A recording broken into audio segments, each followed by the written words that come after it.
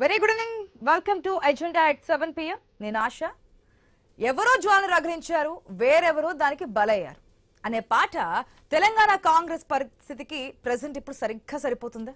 AICC in-charge Meenakshi Natarajan Rajya Sabha nomination తిరస్కరణకు హైదరాబాద్ నుంచి కుట్ర జరగ్గా కట్టపై ఎవరో తేల్చే పనిలో నాయకులు నిమగ్నమయ్యారా? బీజేపీపై సీట్ చోరీ జరిగినటువంటి ఆరోపణలు చేసినటువంటి సీఎం రేవంత్ రెడ్డి పైన ఆరోపణలు వస్తున్నాయి. తాను ముఖ్యమంత్రి కలిసి లీక్ వీరుడి ఆట కట్టిస్తామని టీపీసీసీ చీఫ్ మహేష్ కుమార్ గౌడ్ చెప్తున్నారు. అదే సమయంలో ఇక్కడి వారిలో ఒకరికి రాజ్యసభ ఎంపీ పదవి ఊడుతుందా అనే ఊహాగానాలు కూడా రేజ్ అవుతున్నాయి. తెలంగాణ నుంచి ఇప్పుడున్న 4 రాజ్యసభ ఎంపీల్లో ఒకరితో రాజీనామా చేయించి ఆ స్థానంలో మీనాక్షి నటరాజన్ రాజ్యసభకు పంపబోతున్నారా అనే ప్రశ్నలు అయితే ప్రెసెంట్ వస్తున్నాయి. దేశవ్యాప్తంగా పరువు పోగొట్టుకున్నటువంటి కాంగ్రెస్ డ్యామేజ్ కంట్రోల్ చేయబోతుందా? ఈ కొత్త సమస్య ఏమైనా తెచ్చిపెట్టుకుంటుంది? ఒకవేళ రాజ్యసభ సీటు సంబంధించి తెలంగాణలో ఉన్నటువంటి 4లో ఒక్కరిని భర్తీ చేస్తే కనుక ఏమైనా కొత్త సమస్య తెర మీదకి రాబోతుందా? సీట్ చోరీ ఆరోపణలపై బీజేపీ నాయకులు ఏమంటున్నారు?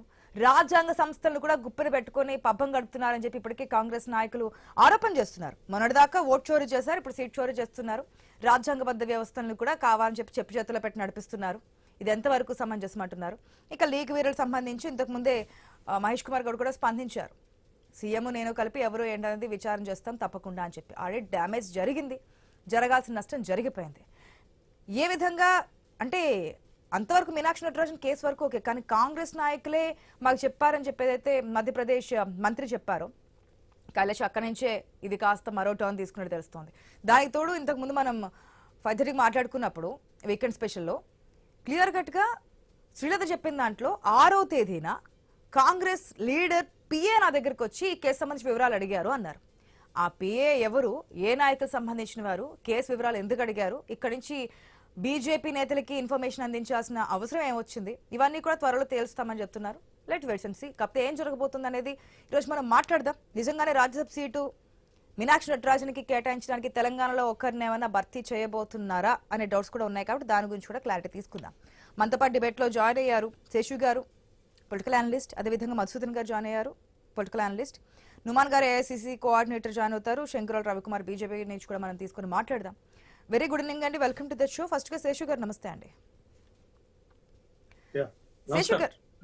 శేషు గారు అనేక టర్న్స్ అసలు ఏం జరుగుతుంది, సుప్రీంకోర్టు ఏమన్నా తీస్తుందేమో, రాష్ట్ర డీజీపీ దగ్గర నుంచి ఏమైనా వివరణ అడుగుతుందేమో, ఈ కేసు సంబంధించిన డీటెయిల్స్ ఏంటి అనుకుంటే అసలు సుప్రీంకోర్టు మా పరిధిలోకి రాదు, 6 ఏదైతే చెప్పారో అదే ఫైనల్, మీరు వెళ్ళి ఈసీతో మాట్లాడుకోండి అన్నారు. ఇక్కడికి వచ్చిన నాంపల్లి కోర్టులోనేమో ఇక్కడ కాదు మీరు ప్రజాప్రతినిధుల కోర్టులో తేల్చుకుని అన్నారు. అది ఇంతవరకు అయింది. అడ్వకేట్ వచ్చి బయట ఇప్పటి వరకు అయితే మీనాక్షి నటరాజన్ మీద అసలు కేసే లేదన్నారు. కానీ జరగాల్సిన నష్టం జరిగిపోయిందిగా. అటుపక్క రాజ్యసభకు సంబంధించి బీజేపీకి సంబంధించి 3 ఎంపీలు అయిపోయారు. రేపు మాపు ప్రమాణ స్వీకారం కూడా చేయబోతున్నారు. అక్కడ క్లారిటీ వచ్చేస్తుంది. బట్ ఇప్పుడున్నటువంటి ఆప్షన్స్ ఏమైనా ఉన్నాయా? అసలు ఎక్కడ అన్యాయం జరిగింది అనుకోవచ్చు? హర్ష గారు, ఈ కేసు మొత్తాన్ని గనక చూస్తే మనకి కనపడుతున్నటువంటి అంశము 2 వైపులా తప్పులు జరిగినట్టుగా చాలా స్పష్టంగా కనపడుతుంది. ఒకవైపు నామినేషన్ పత్రాన్ని నింపటంలో ఎలాంటి తప్పిదం లేకుండా ఉండాలి, చాలా జాగ్రత్తగా. అందుకే మనం నోటరీ తోటి ఒక అఫిడవిట్ దానికి జాయింట్ చేస్తాం. ఆ అఫిడవిట్ లో మనం ఇచ్చేటటువంటి సమాచారం పూర్తి స్థాయిలో ఉండాల్సింది. ఎక్కడ కూడా నామినేషన్ లో బ్లాంక్ ఉండకూడదు. కనీసం గీత పెట్టి సే ఎస్ ఆర్ నో అనేటటువంటి అంశం పెట్టాలి. అది రూల్ అన్నట్టు. నామినేషన్ పత్రాన్ని నింపేటటువంటి వాళ్ళకి ఆ ప్రాథమికమైనటువంటి ప్రిన్సిపల్ తెలవాలి. బట్ అక్కడ జరిగినటువంటిది ఏంటి అంటే, మీనాక్షి నటరాజన్ గారి పైన కేసు ఉంటే దానికి సంబంధించినటువంటి సమాచారాన్ని మెన్షన్ చేయాలి. అది ఏ కేసు మెన్షన్ చేసినా ఆ దాని ప్రాతిపదికగా నామినేషన్ రిజెక్ట్ చెయ్యరు. కాబట్టి అక్కడ అది మెన్షన్ చేయకపోవటం వీళ్ళు చేసినటువంటి ఒక పెద్ద తప్పు. ఆ టెక్నికల్ గ్రౌండ్ ని అడ్డం పెట్టుకొని ఆర్ఓకి కంప్లైంట్ రాంగ్ లోనే ఆర్ఓ చేయాల్సింది ఏంటి అని అంటే నామినీని పిలిచి వివరణ కోరాలి. బట్ ఆ వివరణ కోరకుండా ఎకాఎకిన నామినేషన్ పత్రాన్ని రిజెక్ట్ చేశారు. అంటే ఇటు నామినేషన్ పత్రాన్ని ఫిల్ చేయటంలో వీళ్ళు వైఫల్యం చెందితే, అటు ఆర్ఓ ప్రాథమికమైనటువంటి ప్రిన్సిపల్స్ ప్రజాస్వామ్య వ్యవస్థని ఫాలో చేయకుండా తను నామినేషన్ ని రిజెక్ట్ చేశారనేది ఇక్కడ రెండు వైపుల నుంచి తప్పు జరిగింది. బట్ తప్పు ఎక్కడ జరిగినప్పటికి కూడా నామినీ నష్టపోయింది అనేటటువంటి విషయాన్ని గమనించాలా. అయితే సుప్రీంకోర్టులో కానీ లేకపోతే నాంపల్లి కోర్టులో కానీ యాజ్ ఫర్ లీగల్ ప్రొసీజర్స్ అవి జనరల్ గా ఎప్పుడు కోర్టు ఏమంటుందంటే ప్రభుత్వ నిర్ణయాల్లో ప్రభుత్వ విధానాల్లో మేము జోక్యం చేసుకోవడానికి వీల్లేదు, కాకపోతే మీకు కోర్టుకు అప్పీల్ చేసుకోవడానికి అవకాశం కల్పిస్తున్నామని చెప్పారు. ఈ కేసులో కూడా అదే జరిగినటువంటి అంశంగా చూసాం. రెండోది ఈ కేసుని నాంపల్లి కోర్టు తీసుకోదండి, ఎందుకంటే ప్రజాప్రతినిధులను విచారించేటటువంటి ఒక స్పెషల్ కోర్ట్స్ ఉన్నాయి, వాటికి వెళ్లాల్సినటువంటి అవసరం ఉంటుంది. బట్ ఇది 22 నెలలుగా పెండింగ్ ఉన్నటువంటి కేసు పైన కోర్టు ఇవాళ నిర్ణయం తీసుకున్నది అంటే మనం కోర్టులలో ఎంత జాప్యం జరుగుతుంది అనేటటువంటి విషయాన్ని మనం చూడొచ్చు. బట్ అక్కడ లీగల్ ప్రొసీజర్స్ కరెక్టే, కానీ బట్ నష్టం జరగాల్సిన నష్టం జరిగిపోయింది. అయితే రాజకీయాలు ఎప్పుడైనా మనం ఒక అడ్వాన్స్ గా ఆలోచించాలి. ఎప్పుడంటే బీజేపీ గెలవటానికి ఇద్దరిని గెలిపించుకోవటానికే వాళ్ళకి సంఖ్యాబలం ఉంది. మూడో అభ్యర్థిని నిలబెడుతున్నారు అంటే దాని వెనకాల ఏదో ఉంటుంది అని కాంగ్రెస్ పార్టీ ఊహించలేకపోవటం కాంగ్రెస్ పార్టీ యొక్క తప్పిదంగా చూడాలి. కాబట్టి మూడో అభ్యర్థిని నిలబెడుతున్నప్పుడు ఛాన్సెస్ ఏంటది, ఒకటి నామినేషన్ ని డిస్క్వాలిఫై చేయించటం, రెండోది క్రాస్ ఓటింగ్ కి పాల్పడటం. మీకు హిమాచల్ ప్రదేశ్ లో అభిషేక్ సింగ్ మన్వీన్ కూడా క్రాస్ ఓటింగ్ తోటే ఓడగొట్టారు ఇదే బీజేపీ, భారతీయ జనతా పార్టీ. కాబట్టి ఇక్కడ ప్లాన్ ఏ ప్లాన్ బి రెండు సిద్ధం చేసింది భారతీయ జనతా పార్టీ. ఆ ప్లాన్ ఏలో ఏంటి అని అంటే టెక్నికాలిటీని అడ్డం పెట్టుకొని ఆమె నామినేషన్ ని ఆర్ఓ సహకారంతో రిజెక్ట్ చేశారు. ఒకవేళ అక్కడ సక్సెస్ అయ్యి ఉంటే కానీ ఆమెను క్రాస్ ఓటింగ్ లో కూడా ఓడగొట్టేటటువంటి ఏర్పాట్లు చేశారు. ఆ విషయాన్ని మనం ఒప్పుకోవాలా. అయితే ఇక్కడ అసలు ఈ కేసుకు సంబంధించినటువంటి సమాచారాన్ని, తెలంగాణలో ఉన్న కేసు సమాచారాన్ని బీజేపీ లీడర్లకు ఎవరు అందజేశారు అనేది ఒక పెద్ద రాజకీయంగా దుమారం రేపుతున్నటువంటి అంశం. బట్ అది తెలంగాణ నుంచి లీక్ అయింది, ముఖ్యంగా కాంగ్రెస్ పార్టీ నుంచే లీక్ అయింది. లేకపోతే మాకెలా తెలుస్తుందని ఒక అస్త్రాన్ని బీజేపీ వదిలింది, అది కాంగ్రెస్ చుట్టూ తిరుగుతుంది, కాంగ్రెస్ కు చుట్టుకున్నటువంటి అంశం. ఇప్పుడు ఏంటంటే తెలంగాణలో అసలు ఎవరు ఈ కట్టప్, ఎవరు ఈ లీక్ సమాచారాన్ని లీక్ చేసింది ఎవరు, నామినేషన్ రిజెక్ట్ కావడానికి తోడ్పడింది ఎవరు, కేసుకు సంబంధించినటువంటి సమాచారం మాకే తెలియదు, బట్ భారతీయ జనతా పార్టీకి ఎక్కడ తెలిసింది అనేటటువంటి ఒక పెద్ద చర్చ జరుగుతున్నటువంటి నేపథ్యంలో ఇప్పుడు మీరు టైటిల్ ఏం పెట్టారు ఆశా గారు, మనం చర్చించే టైటిల్ ఏం పెట్టారు, ఆరణి జ్వాల టైటిల్ ఏం పెట్టారండి, ఆరణి జ్వాలను పెట్టారు కదా. నేను అంటున్నాను ఈ జ్వాలను ఆర్పేది ఎవరు, ఆర్పటానికి ఉన్నటువంటి మార్గం ఏంటి అనేది ఇప్పుడు మనం మళ్ళా చర్చలకు వచ్చింది. ఏం చర్చలకు వచ్చింది, వార్తలు చేస్తున్నటువంటి ఒక షికారు ఏంటి అని అంటే ఇప్పుడు ఆల్రెడీ నామినేషన్ డిస్క్వాలిఫై అయిపోయింది, ఆమె మళ్ళీ వెళ్ళలేకపోతున్నారు కాబట్టి తెలంగాణ నుంచే మీనాక్షి నటరాజన్ ని రాజ్యసభకు పంపాలనేటటువంటి ఒక ప్రతిపాదన తెరపైకి వచ్చింది అనేది పొలిటికల్ సర్కిల్స్ చక్కర్లు కొడుతున్నటువంటి వార్త. బట్ ఈజ్ ఇట్ పాజిబుల్, ఇది పాజిబుల్ అవుతుందా అని అంటే, బట్ దీంట్లో ఉన్నటువంటిది ఏంటి అని అంటే దీంట్లో ముఖ్యంగా రేవంత్ రెడ్డి పైన అభియోగాలు వస్తున్నాయి. కాబట్టి నా పైన అభియోగాలు వస్తున్నాయి కాబట్టి నేనే ఈ రాష్ట్రం నుంచి తన్ని రాజ్యసభకు పంపితే నాపై వచ్చేటటువంటి అభియోగాలు పోవటంతో పాటు నా చిత్తశుద్ధి కూడా నిరూపించుకోవచ్చు అనేటటువంటి ఆలోచన ముఖ్యమంత్రి గారు ఏమన్నా చేశారా, అందుకే ఈ వార్తలు బయటకు వచ్చాయా అనేది ఒక చర్చ జరుగుతుంది. అయితే తెలంగాణలో 7 రాజ్యసభ స్థానాలు ఉన్నాయండి. ఈ 7 రాజ్యసభ స్థానాల్లో 4 కాంగ్రెస్ దగ్గర ఉన్నాయి, 3 బీఆర్ఎస్ దగ్గర ఉన్నాయి. ఈ మూడిట్లో మీరు 2028 నాటికి 2 ఖాళీలు అవుతాయి.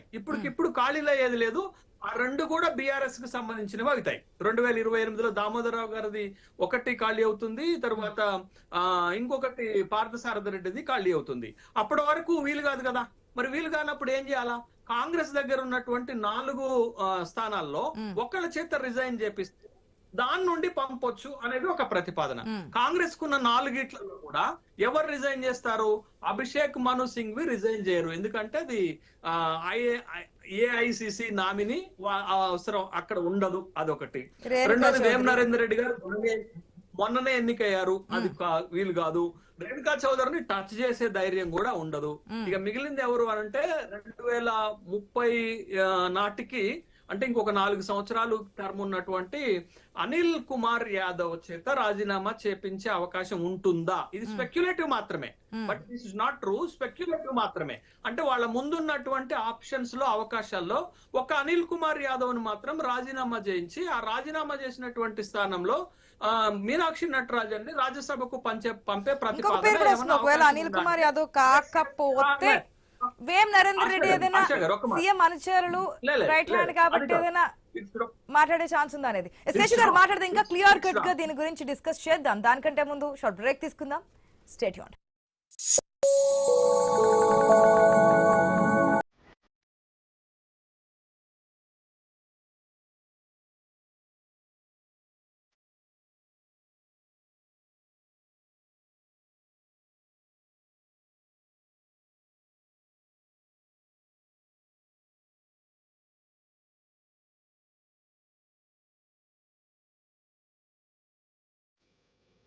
Welcome back.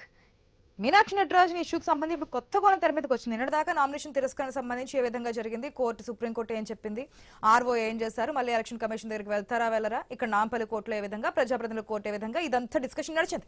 ఇప్పుడు కొత్తగా తెర మీదకి వచ్చింది ఏంటి? ఇంతకుముందు శేషు గారు చెప్పిన విధంగా ఉన్నటువంటి 4 రాజ్యసభ స్థానాల్లో ఒకరికి తెలంగాణ నుంచి ఒక మెంబర్ని తప్పించి వారి ప్లేస్ లో మీనాక్షి నటరాజన్ కి ఇవ్వాలి అనే ఒక ప్రతిపాదన నడుస్తుంది అనేది ఒక వార్త సర్క్యులేట్ అవుతోంది. ఎంతవరకు వాస్తవం ఎంతవరకు కాదనేది ఇంకా క్లారిటీ రాలేదు. బట్ ఒక విషయం అయితే సర్కిల్ రన్ అవుతోంది. 4లో ఉన్నటువంటి ఆప్షన్ ఏదైనా ఉందంటే కనుక అనిల్ కుమార్ యాదవ్ అంటున్నారు. దానికి కూడా ఏ విధంగా బుజ్జగింపులు పరం, అది ఒకవేళ ఇది చేయాలనుకుంటే మరొక ఇష్యూ అని తెర మీదకి వస్తుంది. ఎందుకంటే తెలంగాణ కాంగ్రెస్ లో స్వేచ్ఛ ఎక్కువ అని చెప్పి అనేక సందర్భాల్లో మాట్లాడుతుంటాం. శేషు గారు అది కంక్లూడ్ చేస్తే నేను నెక్స్ట్ గెస్ట్ కి వెళ్తాను. నేను క్లారిటీ ఇస్తాను ఆశా, నేను ఒక క్లారిటీ ఇస్తాను. నేను చెప్పే దాంట్లో యాక్చువల్ అండ్ స్పెక్యులేషన్ రెండు కలిపి చెప్తున్నాను నేను. అయితే అనిల్ కుమార్ యాదవ్ చేత రాజీనామా చేయిస్తే, అంటే ఇప్పటికి 2 years టర్మ్ పూర్తయింది, ఇంకొక 4 సంవత్సరాలు ఉంటుంది. అనిల్ కుమార్ చేత రాజీనామా చేయించి ఆ స్థానంలో మీనాక్షి నటరాజన్ ని రాజ్యసభకు పంపాలనేటటువంటి ప్రతిపాదన. మరి అనిల్ కుమార్ యాదవ్ రాజీనామా చేస్తారా అంటే చేస్తారు. ఎందుకు చేస్తారనే దానికి చెప్తాను. ఎందుకనంటే ఇప్పుడు రాష్ట్ర క్యాబినెట్ లో విస్తరణ చేయడానికి ఒక ప్రతిపాదనలు జరుగుతున్నాయి. రాష్ట్ర క్యాబినెట్ లో రాష్ట్రంలో మీకు అతి పెద్ద సామాజిక వర్గం బీసీ సామాజిక వర్గంలో 2వ స్థానంలో ఉన్నటువంటి యాదవ్ సామాజిక వర్గానికి మంత్రి పదవి లేదు. అయితే ఆ సామాజిక వర్గం నుంచి బలమైనటువంటి డిమాండ్ మనకి వస్తుంది. ఏంటి అంటే యాదవులకి మంత్రి వర్గంలో అవకాశం కల్పించాలనేటటువంటి ఒక డిమాండ్ వస్తుంది. 1 shot 2 birds కింద అనిల్ కుమార్ యాదవ్ రాజీనామా చేస్తే తనని రాష్ట్ర క్యాబినెట్ లోకి తీసుకొని మీనాక్షి నటరాజన్ గారు సామాజిక వర్గాన్ని సాటిస్ఫై చేసినట్టు ఉంటుంది. అయితే దీంట్లో బేస్లెస్ గా మాట్లాడుతున్నారా మీరంటే, ఆల్రెడీ ఇలాంటి ప్రయోగాన్ని కాంగ్రెస్ పార్టీ ప్రయోగించింది. ఎప్పుడు చేసింది అని అంటే దానికి ఒక సీక్వెన్స్ చెప్తాను. 2023లో హిమాచల్ ప్రదేశ్ నుంచి అభిషేక్ మను సింఘ్వీని రాజ్యసభకు నిలబెడితే అక్కడ కాంగ్రెస్ పార్టీ 6 ఎమ్మెల్యేలు క్రాస్ ఓట్ చేస్తే తను అధికారంలో ఉన్నటువంటి రాష్ట్రంలోనే ఓడిపోయారు. ఓడిపోతే 2024కు వచ్చేసరికి కె కేశవరావు గారు BRS party Rajya Sabha member Congress పార్టీలో జాయిన్ అయినప్పుడు రాజీనామా చేయించారు. రాజీనామా చేయించినటువంటి స్థానంలో అభిషేక్ మను సింఘ్వీని రాజ్యసభకు పంపారు. మరి అప్పుడు కె కేశవరావుకు జరిగినటువంటి లబ్ధి ఏంటది? ఒప్పందం ఏంటి అనంటే కె కేశవరావు గారిని రాష్ట్ర ప్రభుత్వ సలహాదారు, క్యాబినెట్ ర్యాంక్ ఇచ్చి అనేక కమిటీలకు చైర్మన్ గా చేసినటువంటి సందర్భంతో పాటు గద్వాల విజయలక్ష్మి గారికి జిహెచ్ఎంసీ మేయర్ పదవి అయిపోయిన తర్వాత రాష్ట్ర మహిళా కమిషన్ చైర్మన్ గా చేశారు. అంటే ఈ ప్రాక్టీస్ ఆల్రెడీ ఒకసారి జరిగింది కాబట్టి ఇప్పుడు మనకు వస్తున్నటువంటి స్పెక్యులేషన్స్ లో ఏంటి, నేను స్పెక్యులేటివ్ అంటున్నాను. మళ్ళా నాగేశ్వరరావు గారు లెక్క మీకు ఫోర్స్ ఎక్కడిది, మీ మీద కేసు పెడతామని అంటే కుదిరే పని కాదు. కానీ ఒకవేళ అట్లా పెట్టినా మనం ఫేస్ చేయడానికి సిద్ధంగా ఉంటాం, అది వేరే విషయం. కానీ బట్ ఇక్కడ స్పెక్యులేషన్ ఏంటి అని అంటే అనిల్ కుమార్ యాదవ్ తోటి రాజీనామా చేయించి అక్కడ ఆ ప్లేస్ నుండి మీనాక్షి గారిని రాజ్యసభకు పంపటము, తర్వాత అనిల్ కుమార్ యాదవ్ గారిని క్యాబినెట్ లోకి తీసుకుంటే అన్ని విషయాల్లో అది ఒక సామాజిక కోణాన్ని సెటరైట్ చేసినట్టు అవుతుంది. ఇప్పుడు వచ్చినటువంటి అపవాదం నుండి ముఖ్యమంత్రి రేవంత్ రెడ్డి గారు బయటపడినట్టు అవుతుంది. కాబట్టి ఈ విధమైనటువంటి ఒక పొలిటికల్ అరేంజ్మెంట్, ఒక పొలిటికల్ అడ్జస్ట్మెంట్ జరుగుతుంది అని రాజకీయ వర్గాల్లో ఒక రకమైనటువంటి విశ్లేషణ వస్తుంది. బట్ ఇది నిజం అవ్వచ్చు, నిజం కాకపోవచ్చు. ఓ చర్చ అయితే వస్తుంది. దీనికి కేశవరావు గారిది, అభిషేక్ మను సింఘ్విది ఒక లింక్ చేస్తే నిజమే ఇది జరగవచ్చేమో, ఇది జరిగితే ఇలా కాంగ్రెస్ పార్టీ ప్రాక్టీస్ చేస్తుందేమో అనేటటువంటి అభిప్రాయం కూడా కలుగుతుంది. మధుసూదన్ రావు గారు నమస్తే అండి. హలో మధుసూదన్ రావు గారు, మీరేమంటారు? ప్రజెంట్ జరుగుతున్నటువంటి సిచ్యువేషన్స్, వస్తున్నటువంటి ఊహాగానాలు, స్పెక్యులేషన్స్ ఇవన్నీ చూసిన తర్వాత తెలంగాణ కాంగ్రెస్ లో ఏం జరగబోతోంది? నిజంగానే లీక్ చేస్తున్నది ఎవరో కనిపెడతారా? చాలా మంది పేర్లు వస్తున్నాయి, అంటే పక్కన అంటే బీజేపీ నేతల నుంచి కొన్ని పేర్లు వస్తున్నాయి, వీరే కావచ్చు, వీళ్ళే కావచ్చు, ఇట్లా చాలా పేర్లు వస్తున్నాయి. అప్పుడు మనం డిస్కస్ చేసుకుంటూ పోతే సరిపోదు. మీరేమంటారు, ఏం జరగబోతోంది? దీంట్లో అన్నెసరిగా బీజేపీని లాగిన్లు, తన వాళ్ళ తప్పులు వాళ్ళు సరిదిద్దుకోలేక ప్రతిపక్షం మీద ఇంకొక పార్టీ మీద నెపన్న పెట్టడం కరెక్ట్ కాదు. కారణం ఏంటంటే కాంగ్రెస్ పార్టీ జాతీయ పార్టీ, దానికి సంబంధించి లీగల్ సెల్ ఉంటది, చాలా పెద్ద వ్యవస్థ ఉంటది. 70 ఏళ్ళ నడిపించినటువంటి వ్యవస్థలో ఉన్నటువంటి వాళ్ళు రతిరాజ మహారాజులు ఉన్నటువంటి కాంగ్రెస్ పార్టీ ఇవాళ ఫామ్ 36 ఏదైతే ఇప్పుడు ఎన్నికల పిటిషన్ ఏదైతే నింపేది ఉంటుందో ఆ నామినేషన్ పత్రంలో, దాంట్లో సమాచారము ఇవ్వలేదనే ఒక కోణంతో ఈరోజు తిరస్కరణకు గురైంది. ఆ తిరస్కరణకు గురైనటువంటి సందర్భంలో మరి మధ్యప్రదేశ్ లో జరుగుతున్నటువంటి ఆ ఎన్నికకు తెలంగాణలో ఉన్నటువంటి అంశం అక్కడ దాకా చేరిందంటే కారణము భారతీయ జనతా పార్టీ కూడా వాళ్ళకు ఉన్నటువంటి సోర్స్ వాళ్ళు కూడా ఉపయోగిస్తారు కదా. ఒక వ్యక్తి ఇప్పుడు వాళ్ళ పెద్దలు చెప్పినట్టు అక్కడ 2 సీట్లు ఆల్రెడీ ఉన్నాయి, 3వ సీటు కూడా మాకు కావాలి అని చెప్పి ఆలోచనలో వాళ్ళు ఉన్నటువంటి సందర్భంలో కాంగ్రెస్ పార్టీలో ఈ కుప్పిగంతులు కప్పలాగా జంప్ చేసేటువంటి అవకాశాలు ఉన్నాయి. ఎందుకంటే వాళ్ళు ఓట్లు అటు ఇటు మారుస్తూ ఉంటారు, వాళ్ళ పార్టీకే వేయాలని కాకుండా వాళ్ళు క్రాస్ ఓటింగ్ కూడా చేసే అవకాశాలు, అంత నిబద్ధత నిజాయితీ ఉంటాయి అన్నట్టు వాళ్ళ దగ్గర. అంటే మన కాంగ్రెస్ వాళ్ళు ఎట్లుంటారు అనే దాన్ని క్లియర్ గా చెప్పినారు వారు. అంటే క్రాస్ ఓటింగ్ కూడా చేసే అవకాశాలు కూడా ఉంటాయి.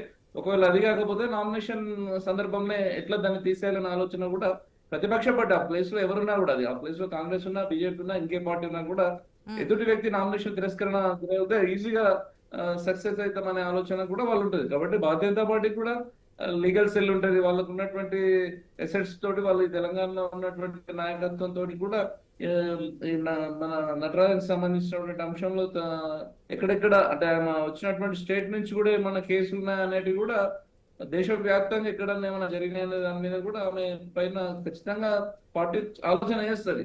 అది ఒక పరంగా అది ఒకటి కావచ్చు. కానీ ఇక్కడ భారతీయ జనతా పార్టీ ఏమంటుంది, అక్కడ ఉన్నటువంటి మంత్రి ఇప్పుడు మీరు మాటల్లో చెప్పిన సందర్భంలో హైదరాబాద్ నుంచే లీక్ అయి వచ్చింది, కాంగ్రెస్ పార్టీ వాళ్ళే చెప్పిండ్రు అనే అంశం కూడా వాళ్ళ పెద్ద తెర మీదకి వస్తుంది.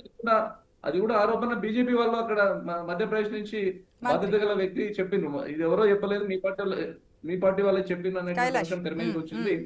కాబట్టి ఖచ్చితంగా కాంగ్రెస్ పార్టీకి సంబంధించినటువంటి పెద్దలు ఇక్కడ దురదృష్టం ఏంటంటే కాంగ్రెస్ పార్టీలో దీపాదాస్ మున్సి కూడా ఇక్కడ ఇన్ఛార్జ్ గా వచ్చిండ్రు గతంలో ఎలక్షన్స్ ముందు సందర్భంలో ముందు మన స్టేట్ ఎలక్షన్స్ ముందు వచ్చినప్పుడు ఆమె తెలంగాణలో అధికారం రావడానికి ఆమె కింది స్థాయి వరకు, గ్రౌండ్ స్థాయి వరకు కూడా పోయి చిన్న చిన్న కమ్యూనిటీస్ లో కూడా పోయి అక్కడ పోయి టీలు తాగడము, ఇళ్లలో పోయి భోజనాలు చేయడము, తెలంగాణ ఉద్యమకారులను కలవడము, తెలంగాణ అమరుల కుటుంబాలను కలవడము, తెలంగాణలో ఉన్నటువంటి మేధావి వర్గం అనుకున్నటువంటి వ్యక్తులను కలవడము, ఈ విధంగా చాలా అంశాల్లో ఆమె ముందుకు పోయి తెలంగాణ రాష్ట్రంలో కాంగ్రెస్ రావడానికి కూడా ఆమె చాలా విషయ ప్రయత్నం చేసి ముందుకు వచ్చింది. చివరికి ఆమెకి ఏమైంది, ఆమె ఏకమేకై కూర్చుంటది. ముఖ్యమంత్రి అసలు ఇక్కడ స్వేచ్ఛగా వీళ్ళని పనిచేసుకునేటువంటి స్థితిలో లేదు, ఎందుకంటే ఒక సిస్టమ్ లో నడిపిద్దామనే ఆలోచనలో ఆమె ఉన్నదన్నటువంటి సిస్టమ్ లో ఆమె మీద ఒక కారు కొనిచ్చినాము, పైసలు ఇచ్చినామని చెప్పి ఒక ఎలిగేషన్ పెట్టి ఆమెను ఇక్కడి నుంచి పంపించింది. ఆమెను పంపించిన తర్వాత మీనాక్షి నటరాజన్ గారు వచ్చిన తర్వాత వారు కూడా చాలా సాదా సీదా ఒక గాంధేయవాదంతో చాలా సింపుల్ లివింగ్ ఆమెది. అంటే రాజకీయాల్లో ఒక మోడల్, అంటే రాజకీయాలలో ఉండాల్సినటువంటి వ్యక్తులు ఏ విధంగా ఆదర్శంగా ఉండాలి అనే రోల్ మోడల్ గా ఆమె రాజకీయాలు చూపించింది. కానీ ఇప్పుడు ఉన్నటువంటి ప్రస్తుతం సూట్ కాదు, ఎందుకంటే ఇప్పుడు అంతా కూడా రాజకీయాలు అంటేనే మోసం, కుట్ర, దగ, ఈ రియల్ ఎస్టేట్ మాఫియా, దీంట్లో ములాఖత్ అయి ఉంటేనే వాళ్ళ ఒక లీడర్ గా చల్లమనేటువంటి పరిస్థితి ఉన్నటువంటి సందర్భంలో ఈ నటరాజన్ గారు ఇవాళ కొనసాగడం అంటే ఇవాళ జరిగిన పరిస్థితి మనకు కనబడుతుంది. వారు కూడా ఇక్కడ తెలంగాణలో జరిగినటువంటి చాలా అంశాల్లో హెచ్సికి సంబంధించి ఆ యూనివర్సిటీ సంబంధించిన అంశాలకు సంబంధించిన దాంట్లో కూడా ఆమె జోక్యం చేసుకొని తప్పు జరిగింది అని చెప్పి ఆమె డైరెక్ట్ గా చెప్పింది, బాహాటంగా చెప్పి పొరపాటు జరిగింది అని చెప్పి అన్నటువంటి అంశాలు చాలా రియల్ ఎస్టేట్ సంబంధించినటువంటి ఈ పార్టీ తీసుకున్నటువంటి తప్పుడు విధానాలలో కూడా ఆమె ఇన్వాల్వ్ అయింది. ఇవన్నీ కూడా కురగరానికి కుయ్యగా ఆమె ఈ ప్రాంతం నుంచి తయారైన సందర్భంలో ఇప్పటికే తెలంగాణ కాంగ్రెస్ లో అనేక అంశాలు కదా, ఒకటి కాదు రెండు కాదు, ప్రతి దాని గురించి మనం డిస్కస్ చేస్తూనే ఉన్నాం. అది నుమాన్ గారు కూడా తెలుసు, ప్రతి అంశాన్ని డిస్కస్ చేసిన ఆయన కూడా మాట్లాడుతున్నారు. స్వేచ్ఛ మాకుంటుంది, అది మేము చెప్పుకోవడానికి మా స్వేచ్ఛ ఎట్లాంటిదంటే మేము బహిరంగంగా అది మా హక్కు, మాకున్నటువంటి హక్కు ఎవరికీ లేదు, ఏ పార్టీకి లేదు అంత స్వేచ్ఛగా మాట్లాడడానికి మేము హక్కు కల్పిస్తూ ఉంటాం. ఏదైనా పార్టీ బయటకు వచ్చి మాట్లాడంటే వాళ్ళకి కొన్ని రూల్స్ లేదంటే మాట్లాడకుండా ఉండడానికి చర్యలు ఉంటాయి, మాకు అట్లాంటిది లేదు, స్వేచ్ఛగా ఎవరైనా ఏదైనా మాట్లాడడానికి అవకాశం కల్పిస్తామని చెప్పి అనేక సందర్భాల్లో నుమాన్ గారు కూడా చెప్పారు. ఇదేం తెలంగాణ కాంగ్రెస్ లో ఫస్ట్ టైం కాదు, ఇది చివరికి కావాలని చెప్పి కోరుకుంటున్నాం. కానీ రీప్లేస్మెంట్ సంబంధించి ఏమంటారు? మితిమీరిన ప్రజాస్వామ్యమే ఈ రోజు వాళ్ళ అంతర్గత వ్యవహారాలను బయటపెట్టింది. మితిమీరిన ప్రజాస్వామ్యం. రీప్లేస్మెంట్ సంబంధించి మీరేమంటారు మసూదన్ రావు గారు? నన్ను అంటున్నారు ఖచ్చితంగా ఇప్పుడు నలుగురు ఎవరైతే మన రాజ్యసభ నుంచి ఉన్నారో దానిలో ఇప్పుడు చెప్పినట్టు అనిల్ కుమార్ యాదవ్ ప్లస్ వేం నరేందర్ రెడ్డి కనబడుతుంది. కారణం ఏంటంటే ఇక్కడ రాష్ట్ర ముఖ్యమంత్రి రేవంత్ రెడ్డి గారు ఉన్నారు, మరి ఇక్కడ నుంచి మహేష్ కుమార్ గౌడ్ ఉన్నారు. ఈ సందర్భంగా లీక్ అయిన అంశము ఈ నుంచి కాంగ్రెస్ పార్టీ వాళ్ళే వార్తని మధ్యప్రదేశ్ దాకా మోసుకుపోయింది అనేటువంటి ఒక పెద్ద ఆరోపణ, చర్చ కూడా జరుగుతున్నది. అది సెంట్రల్ పార్టీ కూడా ఏఐసిసి కూడా చాలా సీరియస్ గా ఉన్నది అంశం పట్ల అని చెప్పి కూడా అంటా ఉన్నారు. కాబట్టి ఈ కోణంలో ఇవాళ సార్ అన్నట్టు ఆయనకు కేబినెట్ భర్తీ ఇస్తారు కావచ్చు అనే ఆలోచన ఉండొచ్చు. కానీ నేను ఇంకోటి ఏమనుకుంటున్నాను అంటే రాజ్యసభలో ఉన్నటువంటి దాంట్లో ఒకడే ఒక బీసీ అభ్యర్థి ఉన్నాడు, రాజ్యసభ సభ్యుడు. మరి ఆ బీసీని తొలగిస్తే బీసీ మూవ్మెంట్, బీసీ సమాజంలో కూడా పెద్ద ఎత్తున వ్యతిరేకత వచ్చే అవకాశాలు ఉంటాయి. కాబట్టి ఈ మన ముఖ్యమంత్రి దగ్గరైనటువంటి వేం నరేందర్ రెడ్డి తనకు ఆత్మీయుడు, అంతర్గత వ్యక్తి కాబట్టి వేం నరేందర్ రెడ్డిని ఒప్పించి ఒకవేళ ఆయన డ్రాప్ చేసి ఇట్లా అక్కడి నుంచి రీసెంట్ గానే వచ్చినప్పటికి రాజ్యసభ సీట్ రీసెంట్ గా వచ్చినప్పటికీ కూడా ఏదైనా ఒప్పించి మెప్పించి ఏదైనా చేసే ఛాన్సెస్ ఉన్నాయనే ఊహాగానాలు కూడా స్పెక్యులేషన్స్ ఉన్నాయి, కేవలం స్పెక్యులేషన్స్ ఉన్నాయి. రేవంత్ రెడ్డి మీద వచ్చినటువంటి ఈ మరకను ఏదైతే ఉన్నదో కడుక్కోవాలనంటే తన ఇంటి మనిషి ద్వారానే ఇది కడుక్కోవాలన్న ఆలోచన, ఆయన పార్టీలో బలంగా నిలబడాలి, రేపు ఏఐసిసి దగ్గర నేను తప్పు చేయలేదు అని చెప్పి ఆయన శుద్ధిగా కనబడాలనే ఆలోచన ఏమైనా ఉంటే మాత్రం ఆయన స్నేహితుడు అయినటువంటి వేం నరేందర్ రెడ్డిని తప్పించి ఇచ్చే అవకాశం ఉంది. ఏది ఏమైనప్పటికీ కూడా ఒక సీటుని అయితే కాంగ్రెస్ పార్టీ ఈ మధ్యప్రదేశ్ నుంచి కోల్పోవడం జరిగింది.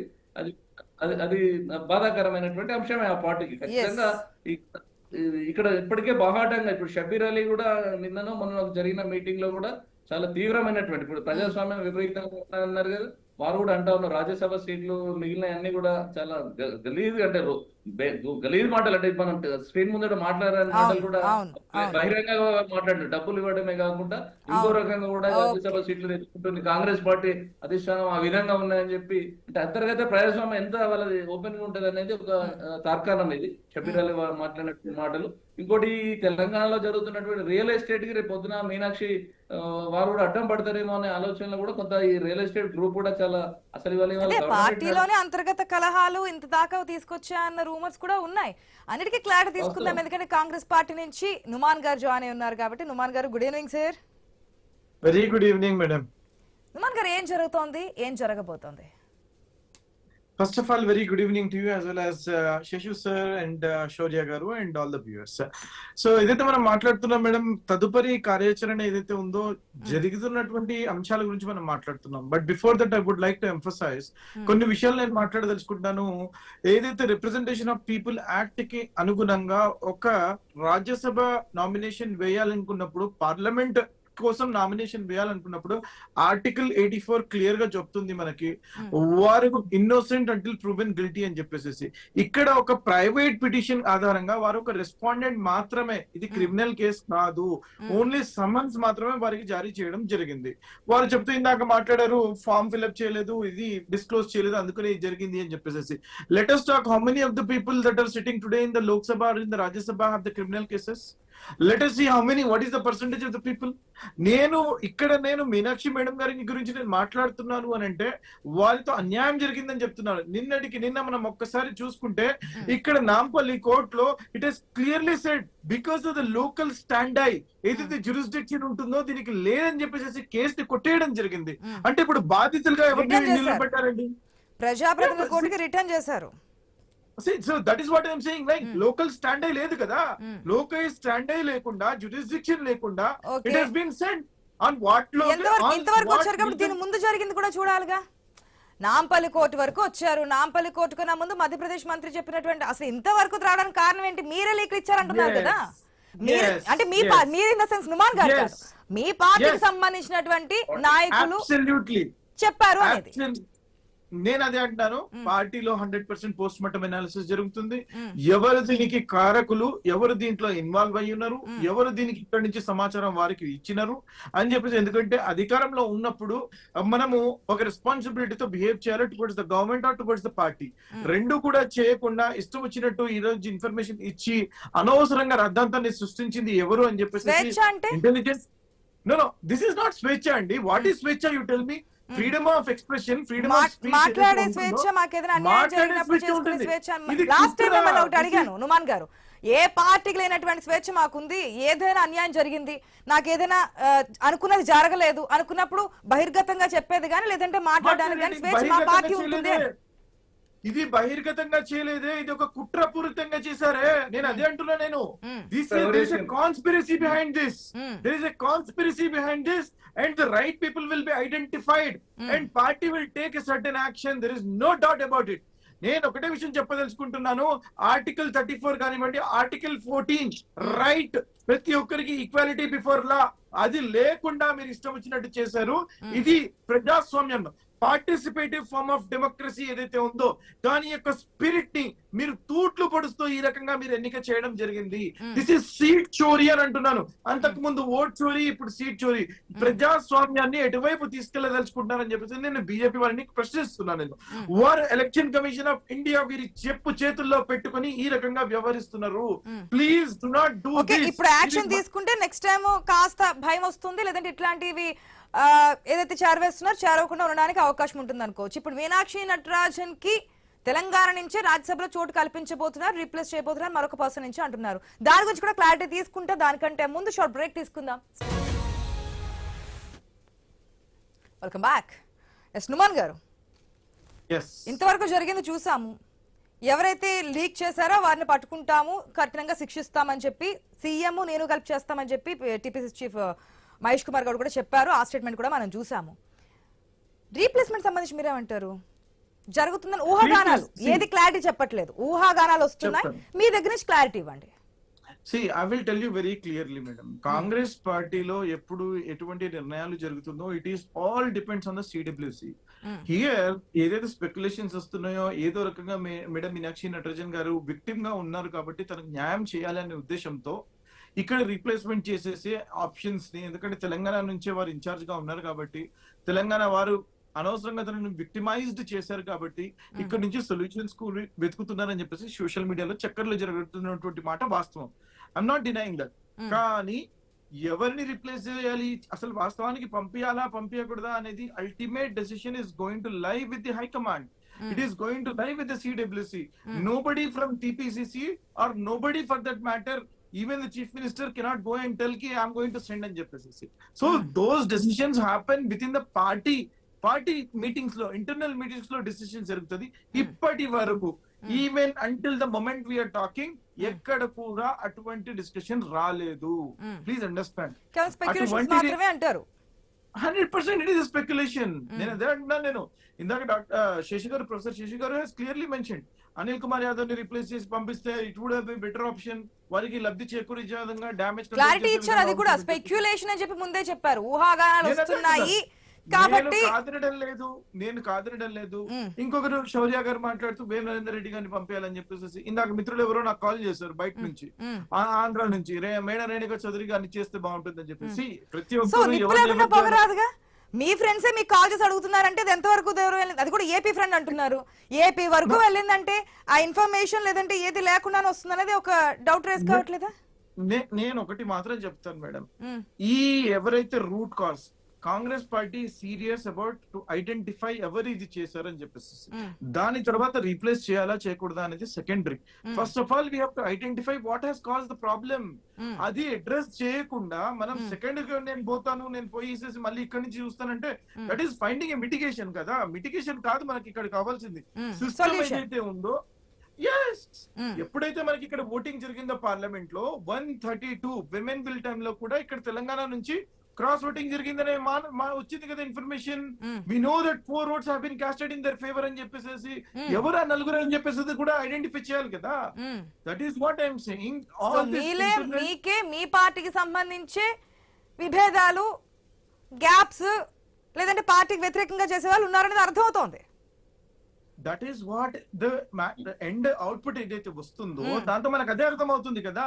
దానిని కరెక్ట్ చేయాల్సిన అవసరం ఉంటుంది కదా. పార్టీలో ఎప్పుడైనా డెసిషన్స్ విప్ ఎందుకు ఇస్తారు madam? Whip is given basically to follow what the party says as a representative of BJP కావాలని చేసింది, రాజ్యాంగ సంస్థను కూడా తన చెప్పు చేతుల్లో పెట్టుకుని నడిపించింది అని చెప్పి ఏదైతే ఆరోపణలు చేస్తుందో కాంగ్రెస్ పార్టీ నాయకులు మెయిన్ గా, దానికి సంబంధించి కూడా మాట్లాడదాం. మనతో పాటు శంకరల్ రవికుమార్ గారు బీజేపీ తరఫు నుంచి మనకి ఫోన్ సిద్ధంగా ఉన్నారు. రవికుమార్ గారు నమస్తే అండి.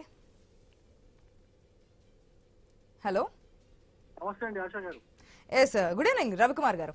ఏం జరిగింది? సంఖ్యాబలం లేనప్పటికీ అక్కడ బీజేపీ థర్డ్ క్యాండిడేట్ ని నుంచోబెట్టినప్పుడే మనకు అర్థమవుతోంది ఇట్లా చేయడం తప్పు, అన్యాయం. మీనాక్షి నటరాజన్ నామినేషన్ తిరస్కారం చేయడం అని చెప్పి సీఎం దగ్గర నుంచి తెలంగాణకు సంబంధించిన నాయకులు అందరూ కూడా మాట్లాడుతున్నటువంటి వైనం కనిపిస్తోంది. రాజ్యాంగబద్ధమైనటువంటి సంస్థలను కూడా బీజేపీ చెప్పు చేతుల్లో పెట్టుకుని ఈ విధంగా చేయిస్తుందనే వాదనలు కూడా, మాటలు కూడా మన కామెంట్స్ కూడా వింటూ ఉన్నాం. ఏమంటారు? నిజంగానే దీంట్లో వాస్తవం ఎంత? ముందుగా ఆశా గారు, ఇక్కడ బీజేపీకి సంబంధించి అసలు గొడవ గానే కాదు, ఇది కాంగ్రెస్ ఇంటర్నల్ గొడవ. కాంగ్రెస్ ఇంటర్నల్ గొడవలో భాగంగా మీనాక్షి నటరాజన్ గారిని ఏ విధంగానైనా రాజ్యసభ మెంబర్ చేయొద్దు అనే ఒక కక్ష పూరితంగా వాళ్ళు చేసుకుని వాళ్ళ గుంతలో వాళ్ళు తవ్వుకున్నారు. వాళ్ళు తవ్వుకొని ఆ గుంతలో వాళ్ళే పడ్డారు. మాకు ఎటువంటి సంబంధం లేదు. ఇప్పుడు ఎక్కడో నారాయణపేట జిల్లాలో బుక్ అయినటువంటి కేసు గురించి నాకు తెలిసి మీనాక్షి నటరాజన్ గారికి కూడా ఇన్ఫర్మేషన్ ఉండకపోవచ్చని అనిపిస్తుంది. ఎందుకంటే ఆమెకు అంటే ఆ కేసులో ఆమె కూడా ఉందనేది ఆమె కూడా తెలియకపోవచ్చు అనిపిస్తుంది నాకు. బట్ ఎవరో వెనుక ఎవరో ఉన్నారు, కుట్ర చేసి కేసు అయితే కేసు కదండి. ఇప్పుడు ఆ సంస్థ ఎలక్షన్ కమిషన్ కేసు ఉంటే వాళ్ళ రూల్స్ ప్రకారము వాళ్ళ రెగ్యులేషన్స్ ప్రకారము కేసు ఉన్న వ్యక్తి నామినేషన్ రిజెక్ట్ చేస్తారు. ఆ కేసు ఉందన్న విషయము, కేసు ఉందన్న పేపర్లు ఎవరు పంపించిన అక్కడికి, ఎవరు ఇచ్చారు, లోపల ఇప్పుడు ఈ బ్లాక్ షీప్ ఎవరు అనేది వాళ్ళే బయట పెట్టుకోవాలా, వాళ్ళే తెలుసుకోవాలా. అంటే మీకు ముందు నుంచి ఇన్ఫర్మేషన్ ఉందా అనేది? మీకు సంఖ్యాబలం లేకపోయినా థర్డ్ క్యాండ్ నుంచో పెట్టారంటే మీకు ఇన్ఫర్మేషన్ ఉండే చేశారనేది వాస్తవం కదా? మాకు ఇన్ఫర్మేషన్ ఉందా లేదా అనే తర్వాత సంగతి. ఫస్ట్ ఆఫ్ ఆల్ వీళ్ళకి ఇన్ఫర్మేషన్ ఉండాలి కదా. నామినేషన్ వేసే ముందు నా పైన ఏమైనా కేసు వాళ్ళకి తెలియదని చెప్తున్నారు కదా. మీనాక్షి నటరాజన్ కూడా డైరెక్ట్ గా బయటకు వచ్చేలా నా మీద ఏ కేసు లేదని చెప్పారు. ఆశ గారు, నాకు విషయం చెప్పండి. హోంమంత్రి ఎవరండి ఈ రాష్ట్రానికి? తెలంగాణ రాష్ట్రానికి హోమ్ మినిస్టర్ ఎవరు? అదే ముఖ్యమంత్రి గారు. ఇప్పుడు మరి ఆయన శాఖ పైన ఆయనకే పట్టు లేనట్టు అనుకోవాలా? మరి ఇప్పుడు ఆయన శాఖ నుంచి వెళ్తే గానీ పేపర్లు అక్కడ దొరకవు కదా. ఇప్పుడు హోమ్ ఏమంటారు? రేవంత్ రెడ్డి చేపించారంటారా? ఇప్పుడు మీకు ఇందులో డౌట్ ఏమైనా ఉందా అండి? మరి ఇప్పుడు పట్టుకునేది కూడా రేవంత్ రెడ్డి, మహేష్ కుమార్ గౌడ్ అంటున్నారు కదా. మరి బయటకు వచ్చేది విధానం ఎట్లా? మీ చెప్పిన కామెంట్స్ ప్రకారం నేనేమంటున్నా, ఇప్పుడు వాళ్ళకి కావద్దని ఉండింది, వాళ్ళు చేయలేదు. మీనాక్షి నటరాజన్ రాజ్యసభ పోకూడదు అని చెప్పేసి మీరేమనుకుంటున్నారు? రీజన్స్ ఏమనుకుంటున్నారు? మీనాక్షి నటరాజన్ ని రాజ్యసభకి వెళ్ళకుండా రేవంత్ రెడ్డి అడ్డుకోవడానికి రీజన్స్? అంతకుముందు మీనాక్షి నటరాజన్ గారు తెలంగాణకు రాగానే ఏదో కార్యక్రమాలు మొదలు పెట్టారు మహేష్ కుమార్ గౌడ్ తో కలిసి. మహేష్ కుమార్ గౌడ్, మీనాక్షి నటరాజన్ ఇద్దరు కలిసి ఏదో పాదయాత్రలు ఏదో చేశారు అప్పట్లో. ఆ పాదయాత్రలు మధ్యలోనే ఆపుకున్నారు. ఎందుకు ఆపుకున్నారో తెలియదు. మరి అది ముఖ్యమంత్రి గారికి ఇన్ఫర్మేషన్ లేకుండా, ముఖ్యమంత్రి గారి కాన్సెంట్ లేకుండా ఈ పాదయాత్ర చేశారన్నట్టుగా తెలుస్తున్న విషయాలు. మరి అట్లా ముఖ్యమంత్రి గారు ఏమైనా ఆమె పైన కక్ష పెట్టుకున్నారో ఏదో తెలీదు. మహేష్ గౌడ్ గారి పైన కూడా కక్ష పెట్టుకున్నట్టున్నారు. మొన్న తెలుసు కదా, వాళ్ళ సొంత ఛానల్లోనే మహేష్ గౌడ్ గారి పైన ఎన్నో రకాలైనటువంటి కథనాలు వచ్చినాయి. మరి ఆ కథనాలకు కూడా మరి ఎవరు కారణము? ముఖ్యమంత్రి గారి కారణం కదా. వాళ్ళ సొంత మాధ్యమాల్లో వచ్చినాయి, సామాజిక మాధ్యమాల్లో కూడా మహేష్ కుమార్ గౌడ్కి వ్యతిరేకంగా వచ్చినాయి. మీనాక్షి నటరాజన్కి కూడా అదే వ్యతిరేకతతో చేసినారు. ఎందుకంటే పార్టీ ఆవిడ వచ్చినప్పుడే ఒకటే స్టేట్మెంట్ ఇచ్చింది ఆవిడ. మీనాక్షి నటరాజన్ ఇక్కడికి వచ్చిన తర్వాత పార్టీయే, ప్రభుత్వమే, పార్టీ కార్యక్రమాలు పార్టీ చేసుకుంటుంది, ఈ పార్టీ ప్రభుత్వం కాబట్టి ముఖ్యమంత్రి అయినా కూడా పార్టీ చెప్పింది వినాల్సిందే పార్టీ విషయాలకు వచ్చినప్పుడు మీనాక్షి నటరాజన్ గారు స్టేట్మెంట్ గురించి కూడా మాట్లాడింది. గ్రూపులు అట్లాంటివి ఏముంటో అంత పార్టీ చెప్పినట్టు వినాలన్నట్టుగా ఆవిడ రాగానే పెద్ద స్టేట్మెంట్ ఇచ్చింది. రాగానే ఏదో పెద్ద కార్యక్రమాలు తీసుకున్నది. దానికి ముఖ్యమంత్రి గారు అనుమతి లేనట్టున్నది, అనుమతి సమ్మతమా లేనట్టున్నది. లేకుండా ముఖ్యమంత్రి గారు అనుమతి ఇచ్చారండి. మరి ఎందుకు అయిపోయిందో వాళ్ళకి ఇట్లా వాళ్ళకు ఉన్న డిస్ప్యూట్స్ వల్ల వాళ్ళంతలో వాళ్ళ లోపల వాళ్ళ యొక్క స్ట్రైట్ స్టేట్మెంట్ అది. హోమ్ మినిస్ట్రీ సీఎం చేతుల్లో ఉంది కాబట్టి సీఎంఏ చేయించుంటారు అనేది నా మాట కాదు, రవికుమార్ గారు మాట. నేనేమంటున్నాను రవి గారు మిత్రులు రవి గారు చెప్పడానికి నేనేమంటున్నాను రవి గారు చెప్పడంలో ఎటువంటి తప్పలేదండి అని చెప్పొచ్చు. వారి యొక్క సస్పిషన్ వారు బయట చెప్తున్నారు. మరి ఆయన ఏమంటున్నారు? మీ యొక్క హక్కు మీరు చెప్తున్నారు కాబట్టి దానికి ఏదో ఆయన కొటేషన్ చెప్తున్నారు. ఒక నిమిషం చెప్పండి నుమాన్ గారు. శాంటిటీ అనేది ఇంపార్టెంట్ మేడం. ఎప్పుడైనా సరే ఎవిడెన్స్ బేస్డ్ మనం మాట్లాడుకుంటేనే దానికి వాల్యూ అనేది ఉంటుంది. So it could be X R Y R Z, we don't know. నేను అదే అన్నాను ఫస్ట్ నుంచే కూడా. ఆ ఎక్స్ ఎవరు, ఆ వై ఎవరు, ఆ జెడ్ ఎవరు చెప్తే ఎవరు అక్కడికి ఫోన్ చేశారని చెప్పేసి ఫోన్ వెళ్ళినటువంటి విషయం నేను చెప్తున్నాను. నేను ఫోన్ ఇక్కడి నుంచి అక్కడికి వెళ్ళింది, వెళ్ళింది. నేను చెప్తున్నా. ఇంకొక విషయం కూడా, శ్రీలత ఎవరైతే కేసు పెట్టిన ఆమె ఉన్నారో బండారు శ్రీలత, ఆమె చెప్తున్నారు కదా 6వ తేదీన ఒక కాంగ్రెస్ పార్టీ లీడర్ పిఏ వచ్చారు, కేసు సంబంధించి వివరాలు కనుక్కున్నారని. అదే ఇన్ఫర్మేషన్ గ్యాదర్ చేస్తే స్టిల్ నౌ ఇంకా శ్రీలత మీ కాంగ్రెస్ పార్టీలో కొనసాగుతుందని చెప్పారు. కాబట్టి మీకు తెలుసుకోవడం పెద్ద పని ఏం కాదు. we have all that information అదే అంటున్నాను కదా. see all the circumstances ఏదైతే ఉంటాయో circumstantial based evidence కలెక్ట్ చేస్తున్నాము. That is what the party is doing right now. పార్టీలో కూడా ఇంటెలిజెన్స్ అనేది ఉంటుంది. we are working on that. ఎప్పుడు తెలిసిందంటే బీజేపీ ఎంపీ మినిస్టర్ చెప్పిన తర్వాత తెలిసిందా ఫోన్ కాల్ వెళ్ళిందని? ఆఫ్టర్ దట్ అంతకంటే ముందే తెలుసు. అంతకంటే ముందే తెలుసు. మరి మీరు ఎందుకు ముందు నుంచి క్రాస్ చెక్ చేయించలేదు? ఇక్కడ నుంచి phone on the same day. I think he came at about 8 o'clock అనుకుంటాను. by 5 o'clock we got the information ఏం జరిగిందో. ఇక్కడ జరిగిన తర్వాత ఇక్కడ ఫోన్ వెళ్ళిన తర్వాత దానికి ఇన్ఫర్మేషన్ మాకు వచ్చింది. సో నేను అదే అంటున్నాను, నేను ఏం జరిగినా సరే ఈ 100% పార్టీలో ఎవరు ఇన్వాల్వ్ అయ్యి ఉన్నారు, ఆ పెద్ద హెడ్ ఎవరు, ఎన్ని రోజులు క్లారిటీ వచ్చే అవకాశం ఉంది? చాలా సీరియస్ గా తీసుకుంది ఏఐసిసి, అదే విధంగా తెలంగాణ కాంగ్రెస్ ప్రభుత్వం కూడా తీసుకుంది. కాబట్టి ప్రభుత్వం తలుచుకుంటే ఎంతసేపు ఈ యొక్క లీక్స్ బయటపడడానికి ప్రభుత్వం తలుచుకుంటే సప్రెషన్ ఆఫ్ ఫ్యాక్ట్స్ అయిపోతాయి. మళ్ళీ ప్రభుత్వంతో పని లేకుండా ఇండిపెండెంట్ గా ఎంక్వైరీ చేయాల్సిన అవసరం ఉంది. అదే అంటాను నేను. ప్రభుత్వంలో ఉన్న వాళ్ళు చేయకుండా ఇండిపెండెంట్ గా ఎంక్వైరీ చేసినప్పుడే నిజమైన వాస్తవాలు బయటికి వస్తాయి. అండ్ బయటికి వచ్చాయి కూడా. Now we are in the process of collecting the evidence అనేది కలెక్ట్ చేస్తున్నాము. సేకరించినాక ఎవరు దాంట్లో ఇన్వాల్వ్ అయినారో 100% ఎవరైనా ఉండనివ్వండి, ఎంత పెద్ద వ్యక్తి అయినా ఉండనివ్వండి, ఇది మాత్రము 100% ద్రోహం. ఎంత పెద్ద రవికుమార్ చెప్పేదాన్ని బట్టి సీఎం అంటున్నారు. ఒకవేళ సీఎం అనుకుంటే ఆయన అభిప్రాయం ప్రకారం don't put words in my mouth madam. I'm sorry, I'm not going to say that. నేను ఎవరున్నా సరే అంటున్నా నేను. It could B anybody with in TPCC. 100% అది ద్రోహం కింద కన్సిడర్ చేయబోతుంది. ఇట్ ఇస్ ఎ ట్రెచరీ అంటున్నాను నేను. ఎన్ని రోజులు పడుతుంది అనుకోవచ్చు? అదే నష్టం జరిగింది అక్కడ మధ్యప్రదేశ్ లో, నష్టం జరిగింది మీనాక్షి నటరాజన్ సీటు సంబంధించి. అది కూడా తెలంగాణ కాంగ్రెస్ నుంచే. హార్డ్లీ డేస్ అంటున్నాను నేను, not even weeks. Hardly days లోనే తెలిసిపోతుంది. Maybe 3 days 2 days. Hardly. Okay. Hardly. Sesh garu final comments please. అయ్యా రాషా గారు, బలం లేకపోయినా మూడో అభ్యర్థిని భారతీయ జనతా పార్టీ నామినేషన్ వేయించిందంటేనే వాళ్ళు పర్ఫెక్ట్ గా ఎగ్జిక్యూట్ చేసుకునేటటువంటి ప్లాన్ తో వచ్చారు, ఎగ్జిక్యూట్ చేసుకున్నారు, గెలిచిపోయారు. అదొక అంశం. ఏంటి అంటే ఇప్పుడు టీపీసీసీ ప్రెసిడెంట్ చెప్తున్న దాని ప్రకారం ఏంటంటే ఎవరు సమాచారం అందించారో నేను ముఖ్యమంత్రి కలిసి తేల్చేస్తామని అంటున్నారు.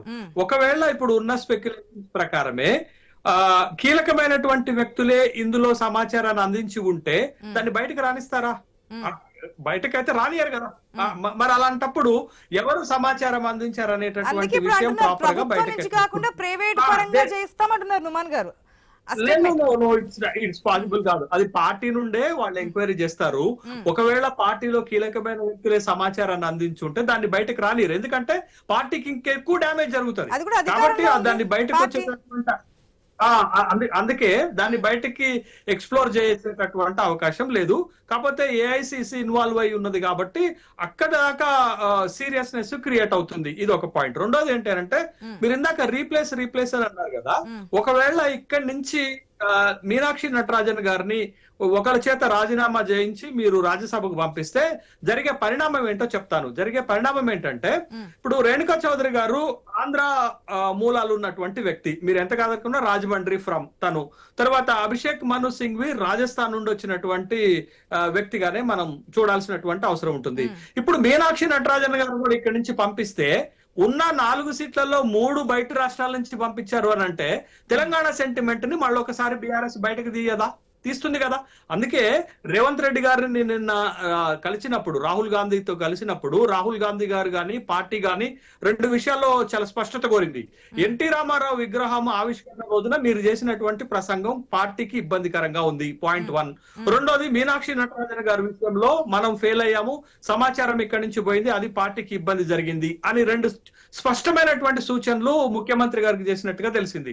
బట్ కాబట్టి కాంగ్రెస్ పార్టీలో ఈ విధమైనటువంటి ఒక గందరగోళం క్రియేట్ అవ్వటం భారతీయ జనతా పార్టీకి బీఆర్ఎస్ కి లాభం చేకూరుస్తుంది తెలంగాణ రాష్ట్రం నుంచి. ఇది పాయింట్ నెంబర్ 2.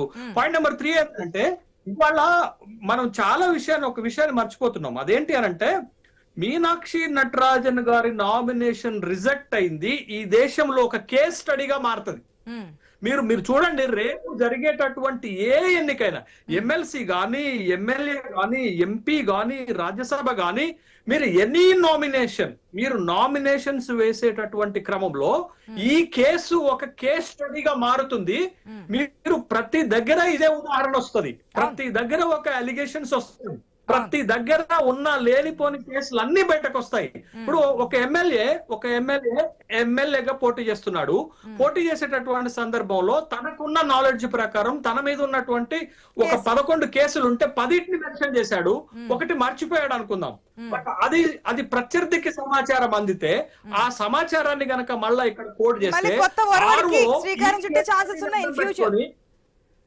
ఈ కేస్ స్టడీని అడ్డం పెట్టుకొని నామినేషన్ రిజెక్ట్ చేస్తే దేశంలో ఎన్ని నామినేషన్స్ రిజెక్ట్ అవుతాయి. అందుకే నేను ఏమంటున్నానంటే, ఇది ఇప్పటితో పోయేది కాదు. ఆరని జ్వాల అని మీరు పేరు పెట్టారు కదా, నిజమే. ఇవాళ ఈ రిజెక్షన్ అనేది ఒక అంశానికి భారతీయ జనతా పార్టీ తెరలేపితే ఇది ఇప్పటితో పోయేది కాదు. అది ఖచ్చితంగా ఒక కేస్ స్టడీగా ఎలక్షన్ చరిత్రలో మారబోతుంది అనేటటువంటి విషయాన్ని గుర్తుపెట్టుకోవాలి. చెప్పండి మేడం, వారు చెప్పినట్టు మాటలతో నేను ఏకీభవిస్తున్నాను. కానీ election commission of India, it is the responsibility of election commission of India, even if they haven't disclosed, please understand what is the Representation of People Act 1950 talks about. Conviction అయినప్పుడు మాత్రమే. కానీ ఎక్కడ కూడా కన్విక్షన్ లేదు. Innocent proven until guilty. సరే, there are some instances ఎక్కడో disclose చేయలేదు, దాంట్లో వాళ్ళు రెస్పాండెంట్ వాళ్ళు ఆ వెసులుబాటు అనేది కల్పించాలి కదా. ఇంత మీరు ఇన్స్టిట్యూషన్స్ ని మీ చేతుల్లో పెట్టుకుని ఏం చేయదలుచుకున్నారు అని చెప్పేసి అడగదలుచుకుంటున్నాను. మిస్టేక్స్ అనేవి జరుగుతాయండి. మేడం మీనాక్షి నటరాజన్ గారు, మీరు ఒక్కసారి చూస్తే వారి యొక్క పిక్చర్ ని మీరు చూస్తే మీకు అర్థమవుతుంది. మహాత్మా గాంధీ గారి వారసురాల్లా కనబడతారండి. చెప్పుకునేటువంటి విషయాలు పక్క పార్టీలకు సంబంధం ఏంటి? వాళ్ళు రాజకీయ పార్టీ అంటే పొలిటికల్ పార్టీ గాని చూస్తారు, చూస్తారు. మీ పార్టీకి సంబంధించి మీనాక్షి నటరాజన్ ఒక పెద్ద పర్సన్, మంచి వ్యక్తి, మంచి సమాజ సేవ చేస్తుంటారు, అందరితో మంచిగా ఉంటారు, నచ్చుతూ ఉంటుంది.